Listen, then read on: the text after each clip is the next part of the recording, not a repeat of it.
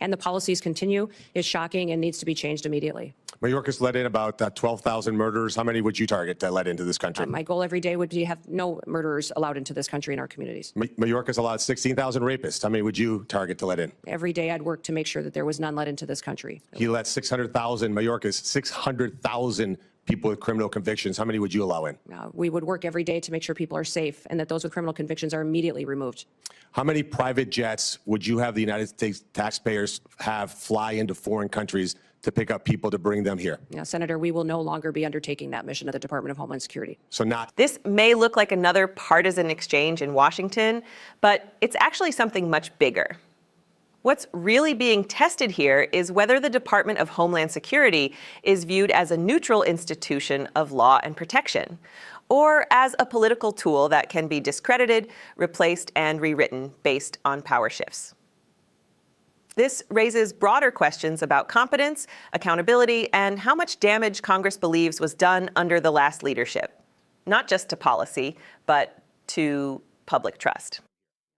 In this video, we'll break down how this hearing turns into a public verdict on the previous DHS secretary, how Noem is positioned as the symbolic reset button, and why this matters not only for border management, but for the credibility of federal authority itself. First of all, thank you, Governor, for being here and for testifying before this committee and for your service, not just to your state, but to America. 9 years ago today, we met in probably the coldest day I've ever been in my life in Iowa, as you and I were making phone calls and whipping up votes for Republicans in Iowa. My wife, Bridget, who's here, got a chance to meet you. And we left Iowa saying, that person's really going to go far. And here we are 9 years later. You've been an amazing governor, amazing congresswoman, and now you're going to make it even better. Secretary of the Department of Homeland Security. So I think sometimes in D.C. we tend to complicate things. There is a current Secretary of Homeland Security. So why don't we take this opportunity to do a little job review and compare and contrast him to you. So just if you don't mind, I'll ask you some questions and you can give me an answer. Secretary Mayorkas allowed about, you said it, just about 400 people on the terror watch list to come into this country illegally. If you were confirmed as Secretary of Homeland Security, how many people on the terror watch list would you allow into this country? Well, Senator, we would work every single day until we had that number was zero. And if you look at the previous Trump administration over his entire 4 years, in comparison to Joe Biden's number, President Trump, it was 11 that were then removed from the country and face consequences. When you look at the 382 that Joe Biden has let in. What just happened isn't casual political theater. It's an institutional accusation. A sitting senator reframed DHS leadership as unfit to the point of requiring an upgrade, signaling to the nation that the department itself is in question. That matters because when political leaders publicly declare the system broken, they don't just criticize policy. They shape public trust, redefine legitimacy, and justify radical change. And that framing paves the way for sweeping authority shifts. And the policies continue is shocking and needs to be changed immediately. Mayorkas let in about 12,000 murderers. How many would you target that let into this country? My goal every day would be to have no murderers allowed into this country in our communities. Mayorkas allowed 16,000 rapists. How many would you target to let in? Every day I'd work to make sure that there was none let into this country. He let 600,000, Mayorkas, 600,000 people with criminal convictions. How many would you allow in? We would work every day to make sure people are safe and that those with criminal convictions are immediately removed. How many private jets would you have the United States taxpayers have fly into foreign countries to pick up people to bring them here? Senator, we will no longer be undertaking that mission at the Department of Homeland Security. So not. This rhetoric isn't about numbers. It's about establishing a worldview. The message is perfection is the only acceptable standard, and any leadership that falls short is morally invalid. That language elevates the stakes beyond governance into judgment. The consequence is clear. If perfection is the measurement, then every future DHS leader is either a savior or a failure. That shapes expectations, fuels polarization, and sets the stage for harsher enforcement narratives. 700,000 individuals on private jets over the last 4 years. You would not have any. No. I'll be working with President Trump to put in place his agenda in adherence to our federal laws. And how many illegals will you plan to house in luxury hotel rooms in Manhattan at a cost of $6,000 per month? Sir, clearly, Senator, during this election, the American people said they did not support that and that that would not be a part of this new administration. How about sex change operations for illegals? How many of those would you suspect you would fund? Senator, I believe that the Department of Homeland Security will be reevaluating its mission in this country to not allow that going forward under President Trump's goals. And if you had any legal migrant that was in this country and they committed a crime, would you offer them airfare from one state to another to evade law enforcement? Sir, I will be following this nation's laws and the Constitution and make sure that all laws are adhered to. And if you had been the head of the Department of Homeland Security a year or so ago, would you have closed a detention center in Georgia that would have allowed the release? Linking leadership decisions directly to tragedy weaponizes accountability. It creates a narrative not simply of policy disagreement, but of ethical betrayal. That has lasting effects. It suggests DHS leadership isn't merely administratively flawed. It is dangerous. When Congress frames governance in life or death morality, it justifies extreme corrective power and reshapes how Americans see federal responsibility. Of somebody charged with a crime?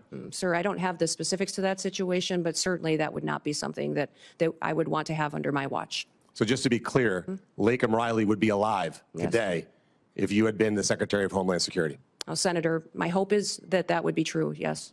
Let's switch to another part of the disgraceful immigration laws that Biden and Mayorkas, who objectively, by the way, has been the worst cabinet member ever in the history of the United States of America.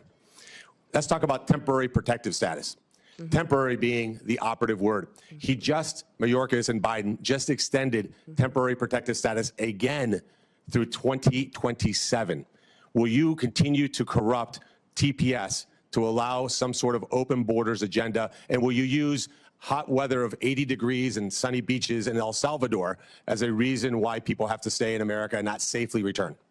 Yeah, Senator, this program has been abused and manipulated by the Biden administration, and that will no longer be allowed to allow that and these extensions going forward the way that they are. The program was intended to be temporary, and this extension of over 600,000 Venezuelans as well is alarming when you look at what we've seen in different states, including Colorado, with gangs doing damage and harming the individuals and the people that live there.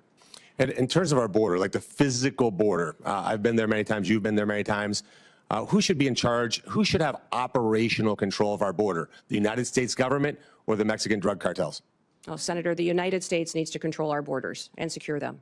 So if this were a job interview in the private sector, and you had somebody like Alejandro Mayorkas in charge, and we had the opportunity to upgrade to you, This moment attacks not just outcomes, but the integrity of executive tools themselves.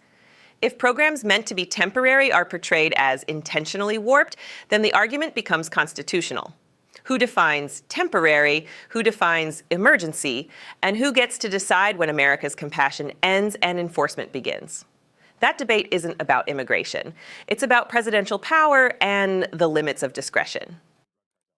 The greatest upgrade in history of the United States of America. But I'm going to end my time with a startling statistic and actually a challenge to the Democrat Party.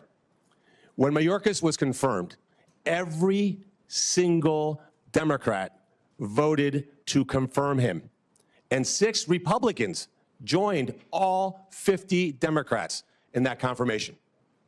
If we get to the vote, and hopefully, Chairman, we could do that Monday, because we cannot wait one single day without you being in charge of that department.